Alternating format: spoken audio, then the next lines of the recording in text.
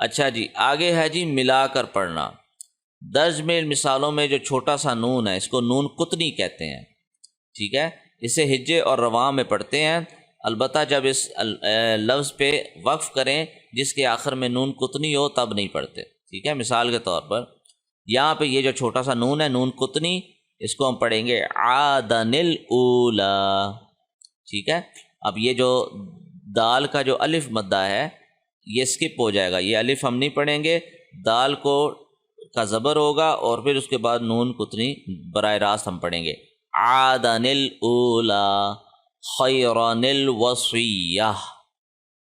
جب گول تا پہ وقف کرتے ہیں وہ ہاں میں تبدیل ہوتا ہے۔ مثلا القوم لمزۃ الذی، اب یہاں پہ اگر ہم وقف کریں لمزہ، تو اب جب آیت کے آگے سے نئی آیت سے شروع کریں گے تو اس نون کو پھر نہیں پڑھیں گے، نون قطنی کو پھر نہیں پڑھیں گے، پھر ہم پڑھیں گے الذی۔ اسی طرح سے قدیر، یہاں پہ اگر ہم وقف کر رہے ہیں پھر ہم پڑھیں گے الذی، نلذی نہیں ہوگا، لیکن ہم ملا کے پڑھیں گے، اگر یہاں پہ وقف نہیں کرتے تو پھر ہم پڑھیں گے قدیر الذی۔ اسی طرح لمزۃ الذی، یہاں پہ وقف نہیں کیا لہٰذا نون قطنی پڑھا، یہاں پہ بھی وقف نہیں کیا نون قطنی پڑھا۔ اچھا جی، اگر مشدد حرف سے پہلے ساکن حرف ہو تو عام طور پر ساکن حرف کو نہیں پڑھتے، ہجا میں نہ رواں میں، ٹھیک ہے جی۔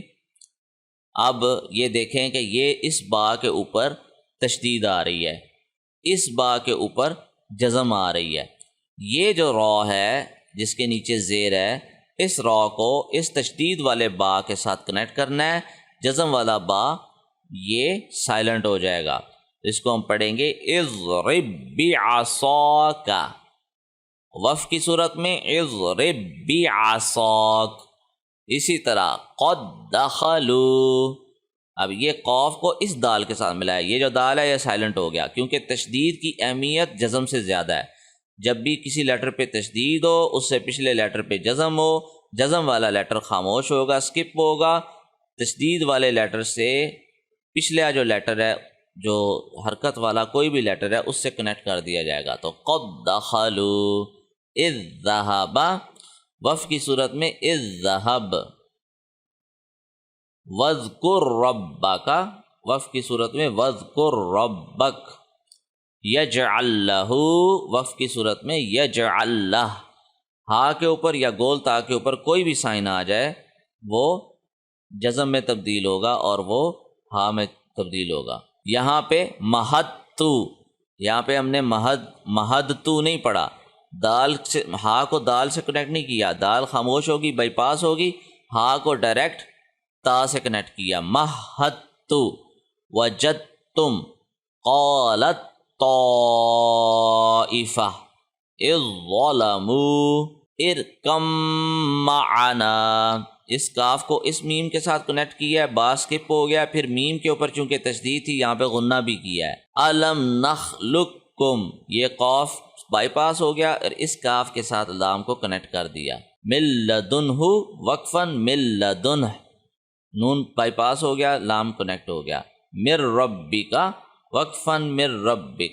واولین اور یائلین، واولین یہ ہوتا ہے اگر کسی بھی لیٹر پہ زبر ہو اور آگے واو آ جائے، واو پہ جزم آ جائے، اس کو واولین کہتے ہیں، اس کو لمبا نہیں کرتے، اس کو ایسے پڑھتے ہیں سو، تو یہ ہوگا سومن، وقف کی صورت میں سوما۔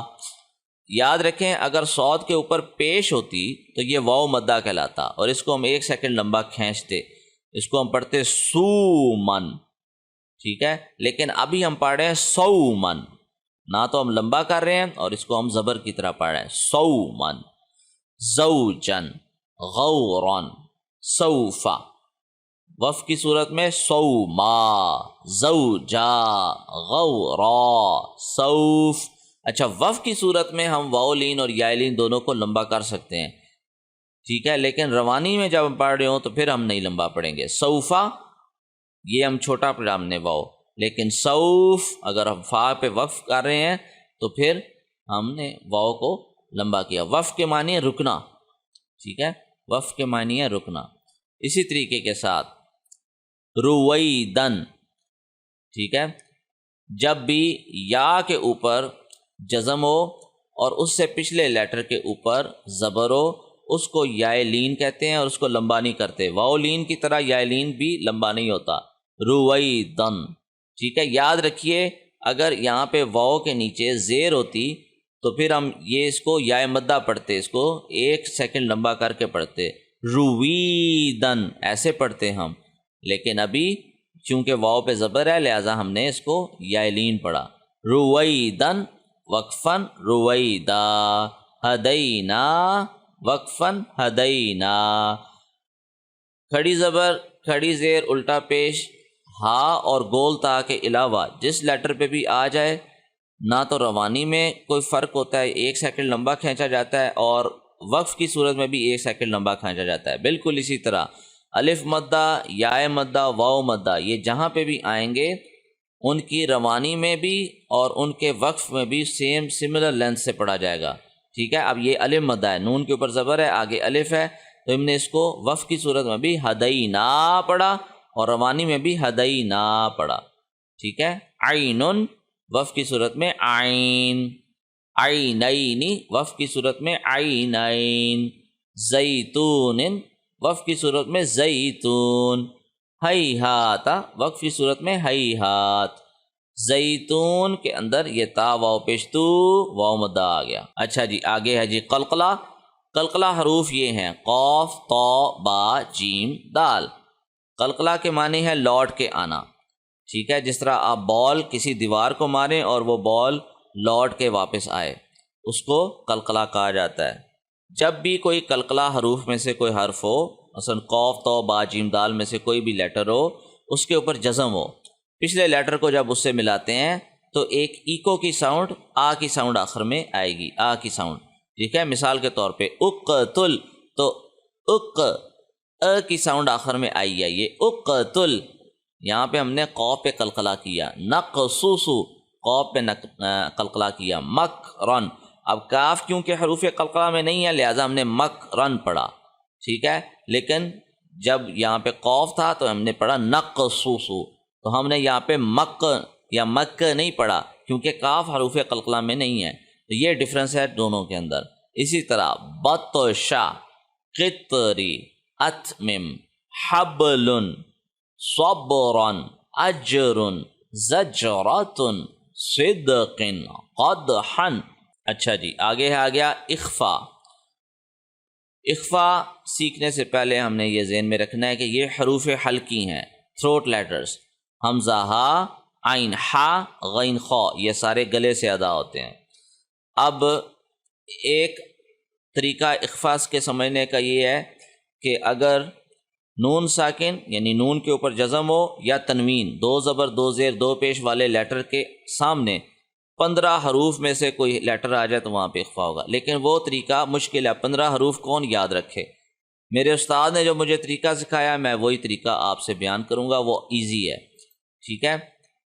اور وہ یہ بات ہے اگر نون ساکن یعنی نون کے اوپر جزم ہو اور تنوین یا پھر تنوین کسی بھی لیٹر پہ 2 زبر 2 زیر یا 2 پیش ہوں، اس سے آگے اگر حروف حلقی میں سے کوئی بھی حرف آ جائے یعنی حمزہ، ہا، عین، ہا، غین، خا، ان میں سے کوئی بھی حرف آ جائے تو وہاں پہ اخفا نہیں کیا جاتا بلکہ وہاں پہ اظہار کیا جاتا ہے.